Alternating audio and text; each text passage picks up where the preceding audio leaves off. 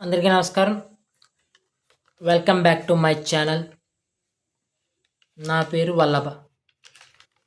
ఇక ఈరోజు కంటెంట్లోకి వెళ్తే, నిన్న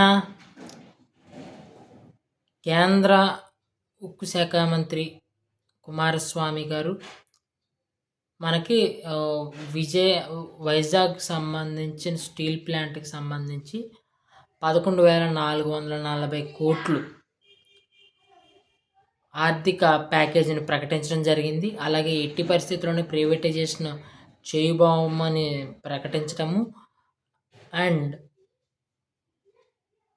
కనీసం 2 to 3 ఇయర్స్లో భారతదేశ వ్యాప్తంగా వైజాగ్ స్టీల్ ప్లాంట్ అనేది స్టీల్ ఉత్పత్తిలో టాప్ పొజిషన్లో కూడా ఉండాలని కోరుతున్నానని ప్రకటన విడుదల చేయడం జరిగింది. ఈ ప్రకటన విడుదలవ్వగానే ఎవరి క్రెడిట్స్ వాళ్ళు వేసుకుంటూ ఉన్నారు. వైసీపీ వాళ్ళేమో మేము అసెంబ్లీలో తీర్మానం చేసి పంపాము అని వాళ్ళు, లేదు మా చంద్రబాబు నాయుడు గారే కూర్చుని చేయించడం వల్లే జరిగిందని ఇంకొందరు చెప్తున్నారు. మీకు అర్థమై ఉంటుంది, ఈ మీడియా ఈ వీరి డప్పు, ఈ మీడియా ఈ డప్పు. చంద్రబాబు నాయుడు గారి విషయంలోనే మనం ఒప్పుకుందాం. ఎందుకంటే అధికారంలోకి వచ్చిన తర్వాత పవన్ కళ్యాణ్ గారికి సమాంతరంగా చంద్రబాబు నాయుడు గారు కూడా అధికారంలోకి వచ్చిన తర్వాత నోట్ దిస్ పాయింట్, మన రాష్ట్రానికి ఉక్కు శాఖ మంత్రి అంటే సహాయక శాఖ మంత్రి కింద ఉన్నారు కాబట్టి ఆయన ద్వారా ప్రెజర్ ఇప్పించడం లాంటివి చేసి ఆయన పాత్ర ఆయన పోషించారు. కానీ ఉక్కు పరిశ్రమని ప్రైవేటైజేషన్ చేస్తాము అని సెంట్రల్ గవర్నమెంట్ ప్రకటించినప్పటి నుంచి కూడా జనసేన అధ్యక్షులు శ్రీ పవన్ కళ్యాణ్ గారి స్టేట్మెంట్సు కీలకమైంది ఈ ప్రైవేటైజేషన్కి ఆగటంలో. అది క్లియర్గా చెప్పచ్చు. మెయిన్గా ఈ వైజాగ్ స్టీల్ ప్లాంట్ గురించి మాట్లాడుకుంటే, ఈ 1970లో అమృతరావు గారి నిరాహార దీక్ష వల్ల మన ఆంధ్రప్రదేశ్కి విశాఖ ఉక్కు ఆంధ్రుల హక్కు అనే నినాదంతో ఇందిరాగాంధీ గారు ప్రధానమంత్రిగా ఉన్నటువంటి సమయంలో మనకి ఇది రావడం జరిగింది. చాలా బాగా లాభాల్లో రన్ అయింది. రీసెంట్గానే లాస్ట్ 5 ఇయర్స్ నుంచి, అంతకుముందు నుంచి కూడా దానిలోని లాసెస్ రావటం మొదలైనవి. దానికి అక్కడ ఉక్కు లో పనిచేసే కార్యక్రమాలు ఏమంటారంటే, మేము ప్రైవేట్ వ్యవస్థల నుంచి రా మెటీరియల్స్ తెచ్చుకోవడం వల్ల ఈ ఇబ్బంది ఉండింది అని వాళ్ళు దాదాపుగా 1400 రోజుల నుంచి కూడా ఈ ఉక్కు పరిశ్రమ ప్రైవేటైజేషన్ ఆగాలి అనేసి చెప్పి దీని మీద వాళ్ళు నిరసన వ్యక్తం చేస్తూ ఉన్నారు. ఇక ఫస్ట్ ఇది ప్రైవేటైజేషన్ అవుద్ది అని అనగానే 2019లో ఈవెన్ బీజేపీతో పొత్తులో ఉన్నప్పటికీ పవన్ కళ్యాణ్ గారు 21 అక్టోబర్ 2021న అమిత్ షా గారిని కలిసి రిప్రజెంటేషన్ ఇచ్చి ఇది ఆంధ్రప్రదేశ్కి ఎంత ముఖ్యమో లేదా ఎంత సెంటిమెంటో తెలియజేయటం జరిగింది.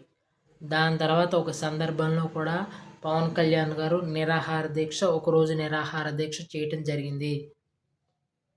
అండ్ ఎన్నికల హామీల్లో పవన్ కళ్యాణ్ గారు కానీ చంద్రబాబు నాయుడు గారు కానీ, అంటే కూటమి పార్టీలు, మేము డెఫినెట్గా ప్రైవేటైజేషన్ ఆపి తీరుతాము అని ప్రకటించడము జరిగింది.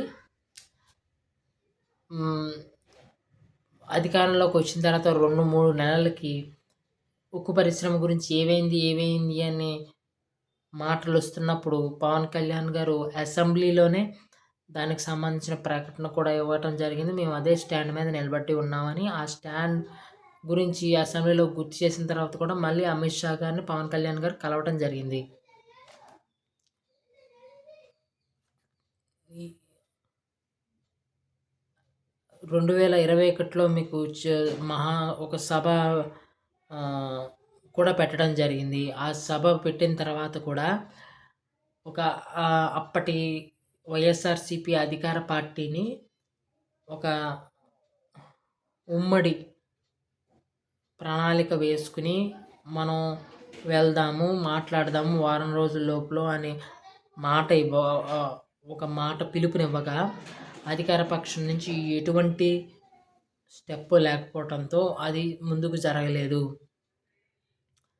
అంతేకాదు ఇప్పుడు డప్పు కొట్టుకుంటున్నారు. మేము 2021లో అసెంబ్లీకి తీర్మానం చేసి పంపాము, అందుకే ఇది ఇప్పుడు మాకు సక్సెస్ అయింది, ఇది జగన్మోహన్ రెడ్డి గారి what ever it is credit అని 2021లో అసెంబ్లీలో తీర్మానమే చేశారు.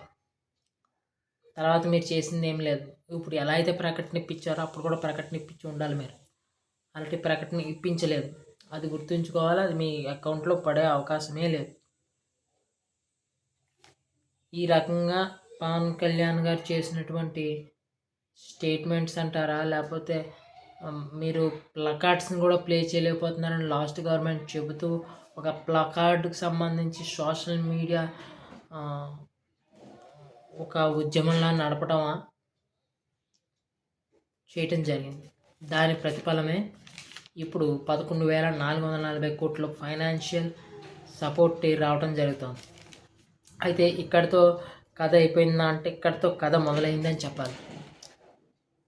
మీకు గుర్తుంటే కనుక గత సంవత్సరం నవంబర్లో 1,600 కోట్లు కూడా రిలీజ్ చేయడం జరిగింది.